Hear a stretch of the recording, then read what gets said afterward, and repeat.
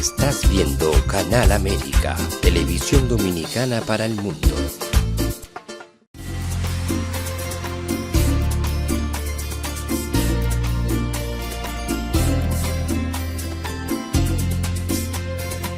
A Time for Truth show is sponsored by the Office of Dr. Bernard Fialkoff, a periodontal, dental implant and laser specialist in New York City, for over 40 years. Dr. Fialkoff was honored by the International College of Dentists and Pierre Fauchard, and received the Presidential Lifetime Humanitarian Honor from the White House. Call us at 718-229-3838. Sometimes life can be so damn hard. You don't know where to go. Everything keeps falling apart. Yeah. You try to do your best, but only God knows that you've given everything you've got, but the world takes you down. You just keep moving on. Let your fears. Welcome to A Time for Truth show. I'm your host, Dr. Bernard Fialkoff. It's a pleasure to be back with you again tonight. And tonight we have a very special show, having just returned from an important summit in D.C., the International Religious Freedom Summit. And that summit had to do with what's been going on in our world, as we seem to be getting confusion, chaos, and lost in our world, lost in our way. Some statistics which are a little bit disconcerting, that 39 million Americans are in poverty, that 49 million Americans are using marijuana to just get along and alleviate their daily stresses. And that a shocking 69 million Americans are illiterate. And we look at this and we see that over the years what's happened, we've gone away from our spirituality, our religion, our belief in a God. That what we have on our dollar bill and God we trust and the basis of our country has been disappearing. And with it, our ability to have the civilized, free life that we've grown accustomed to, the symbol of America. And we're very lucky tonight to have with us a very important guest, a man who has a mission and had a mission his entire life to help the world, to help with religion, to help to bring God back into our lives. And Buddha, if you will, let's put his pictures up on the screen and introduce Pastor Ben Graham, a voice for faith, culture, and leadership. A fifth-generation preacher dedicating his life to serving God and others, and beginning this, amazingly enough, at the age of 14. And by the time he was 20, he had a full-time ministry. He has shared the gospel in all 50 states of the Union, in over 40 countries, expanding his ministry into various fields, including hosting a national radio program, producing the podcast Real Talk with Pastor Ben, and acting in films like Fearless Faith, Pardoned by Grace, and Christmas at Keystone. Pastor Graham continues to use his platform to address critical issues, including, very importantly, the significance of God and the Bless the USA Bible, which highlights the symbol of faith and unity in America. Ben and his lovely wife, Candace, have 4 children, actually 4 sons and 1 granddaughter. His passion for faith-based leadership has led him to serve on over 50 organizational and business boards, including SWAT, Sports World Against Trafficking, and Let's Talk Interactive. He's co-founder of the Faith-Based Initiative app and an advocate for combating the opioid and addiction crises. Pastor Graham serves as chaplain for the Tennessee State Guard, Rowan County Sheriff Department, and York City Police Department. And he's been deeply involved in local and national politics, working with President Trump's White House Faith and Opportunity team, coordinating pastoral groups for briefings, and fostering a faith-driven approach within federal governments and federal departments. In 2013, he created a church in Nashville, serving as the lead pastor, and under his leadership, several ministries and daughter churches were founding, creating a lasting impact. He's also a licensed counselor with a doctorate in temperate counseling and a prolific author, having published Bring Back the Glory, 1948, The Countdown to a Day of Reckoning, In Ignorance and Apathy, two of America's deadliest sins. There you see him with Mr. Kennedy. And Buddha, if you will, let's bring him up live on the screen. A bit of warm welcome to Pastor Ben Graham to A Time for Truth show. Welcome, Pastor.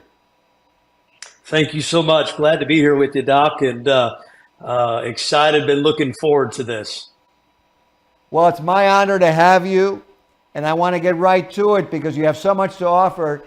You led a truly amazing life, and it's a full life, and I want to share with us because the viewers will have so much to gain from your life. How did it all start as a 14-year-old young man? Well, it's funny. My life has had a lot of ambitions. You know, I wanted to be when I was a kid, I wanted to be a police officer, and I'd go around the house arresting all the family members, to I wanted to be an actor in Hollywood, to wanting to play in the NBA. You know, growing up, I lived in Illinois when I was a kid, and I was a big Bulls fan, Michael Jordan, you know, wanted to play NBA. All these things that I wanted to do. At 16, I went to DC on a leadership training and said I was going to run for president in 2016. And, you know, so all these various things that I wanted to do. Yet when I was younger, my brothers and I actually sang in a music group, and we toured. We did our first album when I was 11, and a lot of people would ask, hey, you know, you come from a line of preachers, do you speak? And I would say, no, not at all. And finally, at 14, I began to feel that calling to say, yes, God, I'm willing to do whatever you want. And so I started speaking at the age of 14 and doing a lot of youth conferences. I would do pastors' conferences and speak at a lot of different places. God opened doors, and then went into ministry at a young age. And honestly, when I was 17, when I was graduating high school, I began to pray and fast and say, God, let me find that one thing you want me to do with my life, and let me do it for a long time. And now all these years later, I can say God didn't give me one thing to do. He gave me a variety of things that not only I love doing, but got me involved in a lot of different things that I never imagined. But really, when I look back, there's a Bible verse that says, delight yourself in the Lord, he'll give you the desires of your heart. And I look back and just see how I delighted in just trying to do what God wanted. And now I look back and see how God allowed me not only to be in ministry at a young age, but he allowed me to do films. One of my close friends got drafted by the Lakers named Derek Fisher, and I got to warm up with the Lakers, with Shaq, with Kobe, got to experience some NBA things. You know, I got to become a police officer, a reserve officer, and a chaplain, and got to do that.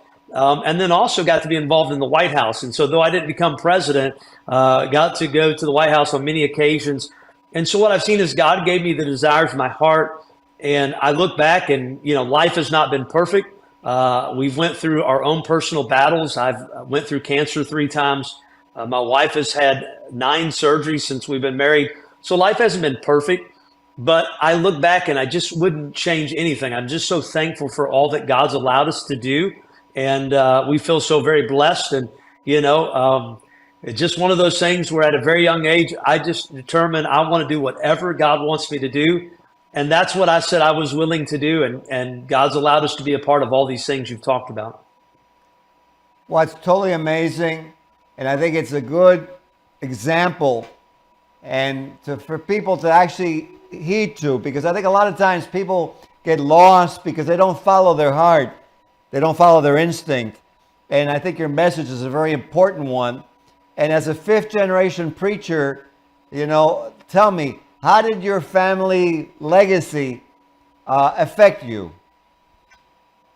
Well, I think like my dad, I think when my dad was maybe 11 or 12, he told his dad he would never be a preacher.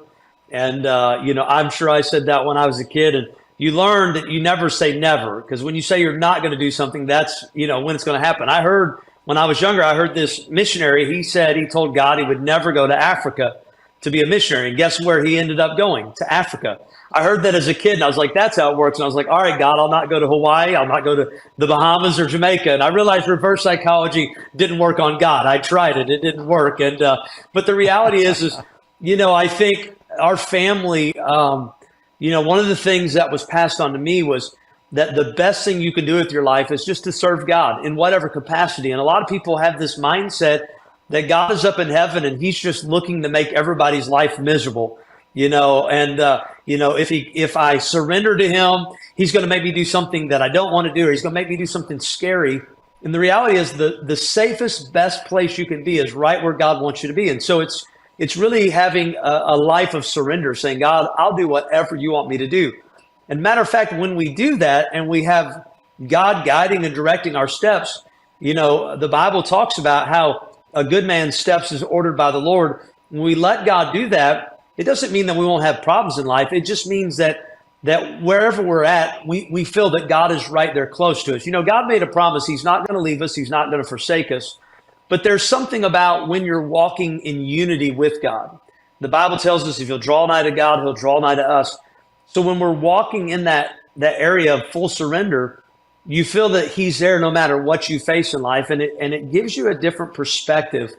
And so I think that's what was passed on to me is just, and my parents used to say, look, you don't have to be a preacher. If God calls you to be a fireman, if he calls you to be a plumber, a teacher, whatever he calls you to do, we just want you to fully follow God. And if you do that, we'll be happy with you. And so I joke about, when you're a Graham, the doctors say at birth, congratulations, it's a preacher. I joke about that. But the reality is, I didn't have to be that. I just felt that's what God called me to do. And I said yes. And I'm thankful I did. Well, that's a great answer. And I wanted to ask you if you could share with the viewers, what was your experience like, not only traveling the entire country, but over 40 countries over our globe? Well, my first, what I would call real missions trip or eye-opening trip, I'd been out of the country before this, but my first trip really was when I was 12, almost 13. Russia had just opened up. The Iron Curtain had fell. It was 92. My dad and family had went there in early of 92. And then in October of 92, I got to go with them back over there. And it was a life-changing experience. And of course, we'd go in the public schools and kids would walk up and just touch you because, you were from coveted America in their minds. They had heard so much about it. And we would go out on the street corners at midnight from our hotel and just start giving out Bibles, and cars would stop and people would come running up. And I didn't fully understand it until one day we were giving out Bibles, and we gave a Bible to a lady that was 94 years of age. And she said she saw the Bible for the first time when she was 7. And she's telling us through an interpreter. And she said, I've been praying every day since that day that I could get my own copy of the Word of God. She said, but I'm now 94. And she said, I'll be honest, I was giving up hope that day would ever come. And I'll never forget it. She grabbed that Bible and she kissed it. And then in broken English, she said these words to us. She said, God bless America. And I began to realize just how blessed I was to get to live in this great country. And, as you travel the world, there's so many wonderful things. I mean, the cultures and the food and the people, they're wonderful. And we don't take away from any of these other countries. But when you go to these countries and you understand this, when you go to countries that are communist nations, when you go to countries that are led by kings that are dictators, you realize how blessed we are. And when you realize that, the Bible says, to whom much is given, much is required. Therefore, we live in this great nation. We have a great responsibility. And for a long time, America has been that shining city on a hill that's been such a hope to other nations. And we never want to take away that. But what we want to do is we don't want to teach these nations to depend on us like maybe maybe a welfare nation. We want to teach them to be strong like us so that they can have the same freedom we have. And we do that by teaching them this most important but basic human right, and that is that all men are created equal because God created us that way, and therefore all men are created free. And we want every person to experience that freedom that we've been so blessed to have here in this great nation. Absolutely. You know, it's so important to realize the miracle of life. And I wanted to ask you, and this is kind of like an open question that I'm going to give you, because you incorporated radio, podcasting, and acting into your ministry. And somehow you've had the time to do all this also, and to have a wonderful family with your wife and your friends. And it's just over the top amazing. And so what I want to do so that the viewers could actually gain from what you're doing is you can please share a little bit of how it is, what is your philosophy, how do you get all this done? No, absolutely. Well, I mean, it's amazing because, I go back to the first part of getting into radio and television and all of that. I did my first movie when I was 11, just a little cameo in a Hollywood movie, and kind of whet my appetite. And then I did theater in high school and college, but then got into ministry and didn't think any more about it. Never thought I was going to do any more films. But one of the things that I've always tried to do is I've tried to teach people that Sunday is the pep rally. When we go to church, that's the pep rally. Most people think, when I go to church, I give my time to God and the rest of the week is mine. And the reality is that time is the pep rally to get ready for the game. And the game is the rest of the week. It's life. That's when we truly live for God. That's when we truly share with others what our faith means to us, because they see how we live our life out in our faith. And so a way you do that is through all these other means, whether it be radio or television or just on the job, at school, whatever. Obviously we're busy doing what we're supposed to do, but you don't have to be telling people what you believe. The best way to reach people is to show them what you believe by the way you live your life. And your life is an example of that. And so we've tried to do that, understanding that we can show this through films, through radio, through other means. And one of the things back when I was growing up is people would say, don't go into Hollywood, that's no place for Christians, or don't go into politics, it's no place for Christians, or, you can name whatever. And so as a result, we have a lot of a lack in those areas because Christians stop going to those places. And the reality is, the best way to influence culture is to be a part of it. And so that's what we've tried to do, is just be a part of culture. I'm blessed to get to write music. I live here in Nashville and, get to write music with a lot of great artists. And, I write music for movies. I grew up singing and touring. I've recorded projects, got to be in films. I'm not by any means the best at it. There's a lot of people that's better. But what I've just tried to do is find ways that I can live my faith out through these different avenues. And everybody can find a way to do that. You look at the technology we have. It's like right now with your show. It's amazing, but you can record a show and it can be seen around the world in just a matter of seconds because of the technology we have. So we all have ways that we can do something to influence people.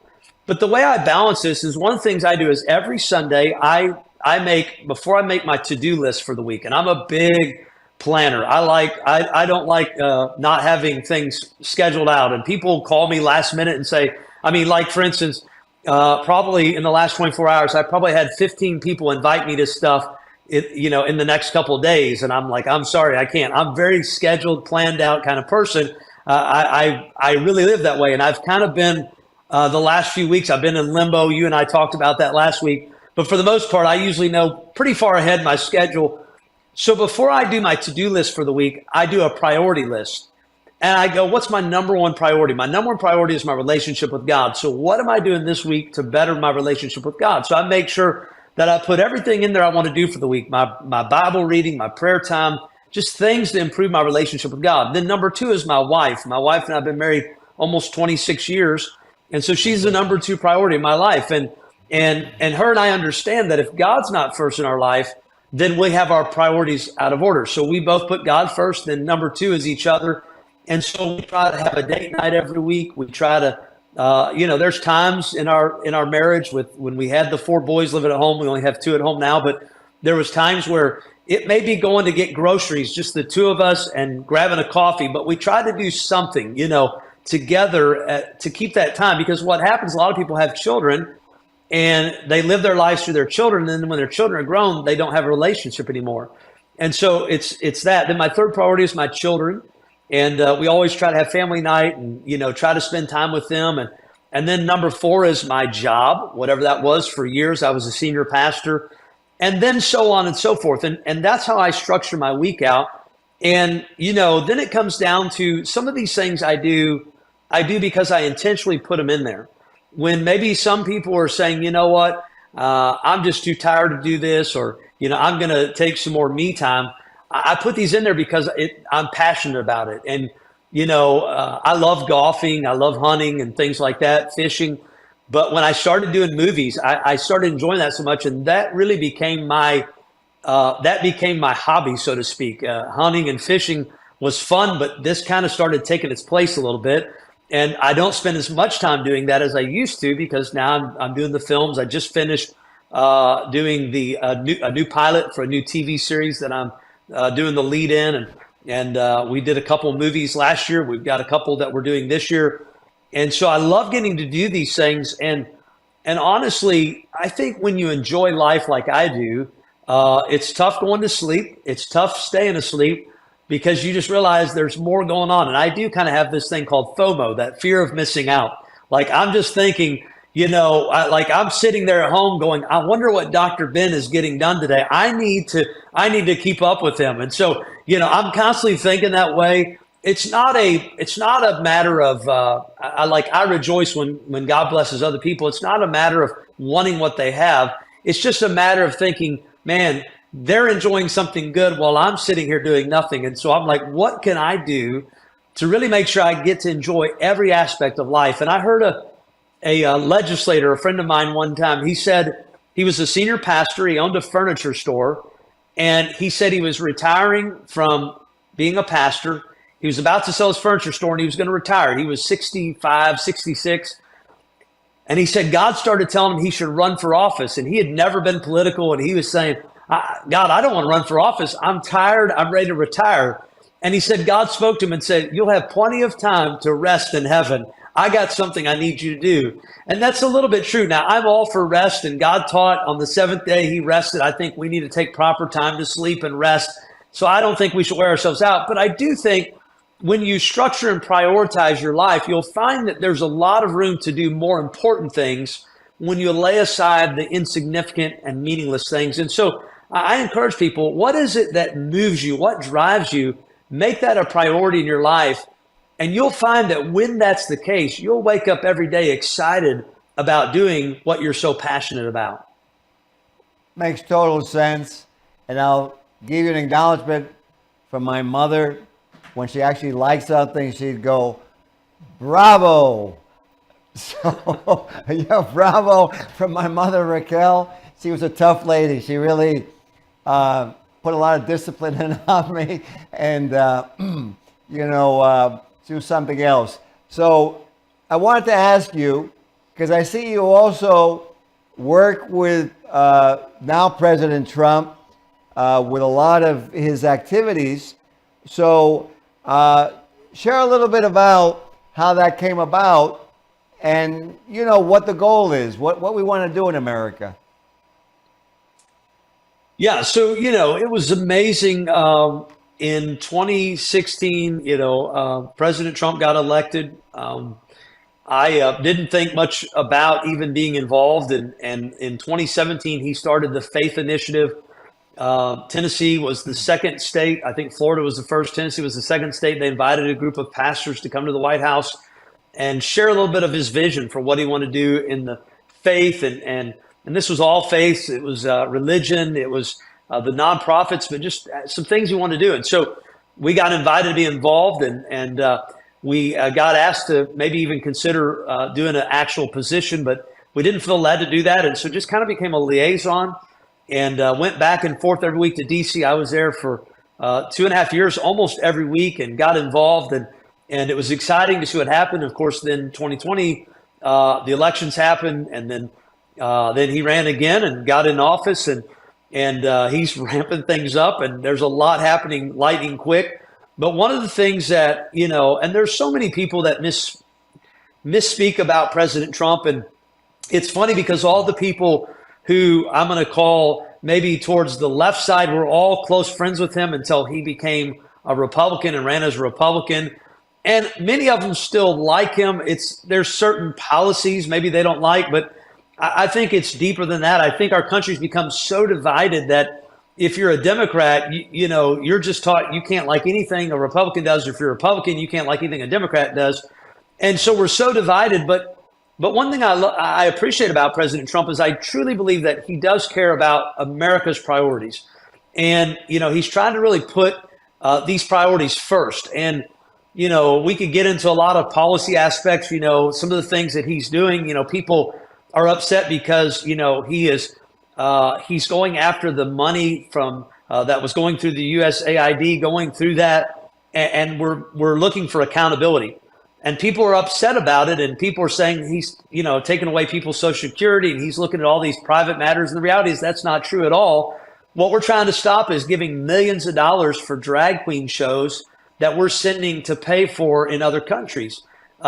We've learned that $8 million was put into media companies to spin stories to make Democrats look good. Now, the government shouldn't be paying for any kind of media. We're finding that many people are being paid bribes. People are being paid all kinds of money. And I don't care if Republican, Democrat, whoever it is. And I think there's people guilty on both sides of using this money in a way it was never meant to be. Look, we're trillions of dollars in debt, and people have heard this so much that they don't understand just how dangerous we are in a place of really self-imploding as a country. And we're at a place where now we're having to rely on people like China, to cover our debt. And that's a dangerous place to be in, because China does not want what's best for us. China does not allow you to have the ability to worship God as you see fit. They determine what God, what Bible, they determine what you can use, and all these people who are protesting in the streets for Hamas, I would love for them to go over, where Hamas is, and then try to support or push their agendas that they have. No transgender could be in Hamas territory. They would kill them. You can't even be gay openly there. They would kill them. And yet here you can do that because we do give free expression. We allow you to do that. And so I wonder sometimes the people who are protesting them with their flags of their country of choice, if they think those countries are so great, why don't they go there? And so what we see is people are so twisted in their mindsets today. And so where I bring this in, I don't bring it in politically. I think we're in a spiritual battle. I think there's a spiritual warfare. And people need to turn back to God. People are looking for truth. They look for it in a lot of ways. A lot of people look for happiness and truth. They look for happiness and fame and fortune. They look for it in drugs and all those things. You'll never have enough. They asked Rockefeller, how much more money do you need? He's a billionaire. How much more money do you need? He said, $1 more. The reality is you'll never be satisfied with the material things of this world. You'll never get enough fame. You'll never get enough fortune. And then the second thing I would say is you're never going to find peace in a political party. You're not going to find peace in a political movement. I support President Trump, but my hope is not in him. My hope is in God. God is the only one that cannot fail.